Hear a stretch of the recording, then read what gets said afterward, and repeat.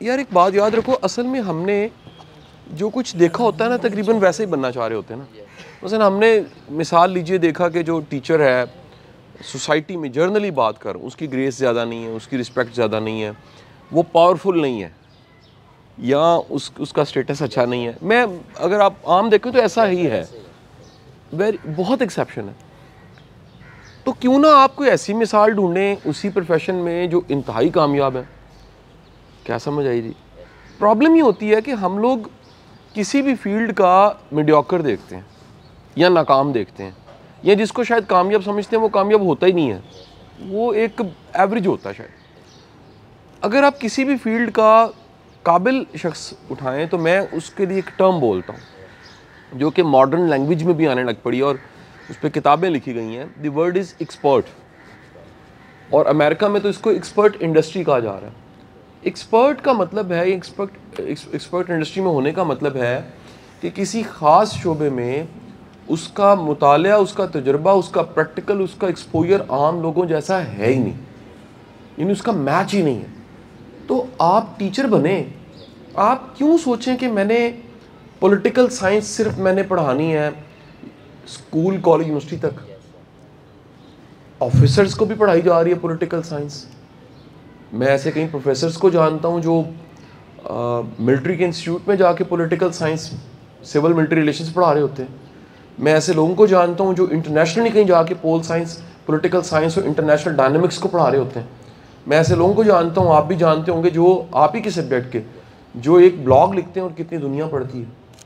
तो असल बात होती है किसी भी फील्ड में ओपिनियन मेकर बनना, टॉप पे आना उसकी। ये जो हम गुजारा करने की आदत, मैंने क्यों छोड़ी केमिकल इंजीनियरिंग, ये मैं कई दफ़ा बोल चुका हूँ, लेकिन आपको कई फैक्टर्स में से एक फैक्टर बताऊँ। मैं अगर होता तो मैं एवरेज होता, तो मैं उससे बेहतर है किसी और फील्ड में जाके नंबर 1 बन जाऊँ जिसमें मैं अच्छा हूँ। क्या समझ आई? यानी हम किसी ऐसी फील्ड की तरफ जाएं जिसमें हमारा पैशन हो और हम फिर उसमें छा जाएं, फिर हमारी मिसाल दी जाए, मतलब रेफरेंस आए। यानी अब तो ये होता है कि जो मोटिवेशन स्पीकर के लतीफ़े हैं वो सारे मेरे पे फिट कर देते हैं, क्योंकि वो अच्छा, लोग कहते हैं इतने मोटिवेशन स्पीकर पैदा हो गए। मुझे बड़े सवाल पूछे जाते हैं ये बोले। मैं कहता हूँ अच्छा जी कितने पैदा हो गए, गिनवाएं जरा, 1 2 3 4 के बाद नाम नहीं आते उनको। मैं कहता हूँ जी एंकर्स के नाम गिनवाएं, दर्जनों नाम आते हैं। पॉडकास्टर्स के नाम बताएं, दर्जनों नाम आते हैं। मैं कहता हूँ ये सिर्फ आपने ना पकड़ लिया एक चीज़ को, और वो पकड़ क्यों लिया है? जब भी कोई एक्सेप्शनल होगा किसी फील्ड में, उसकी सिर्फ ये निशानी नहीं फेमस होगा, उसकी निशानी मीम्स बनेंगी।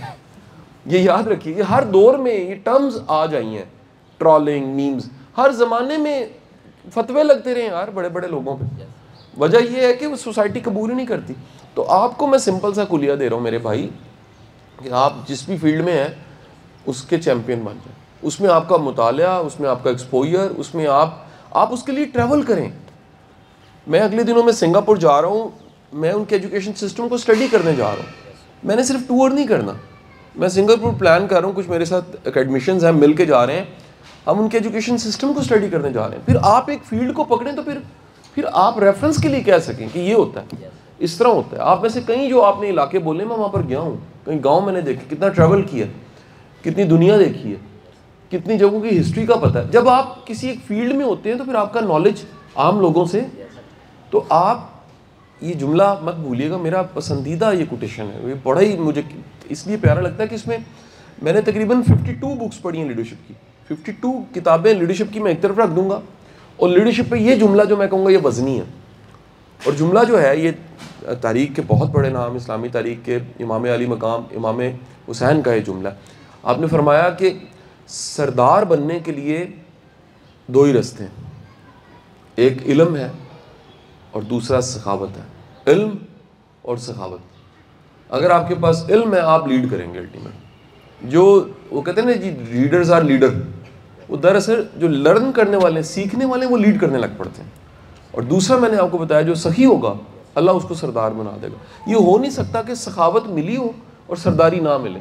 सखावत के साथ सरदारी ज़रूर मिलती है।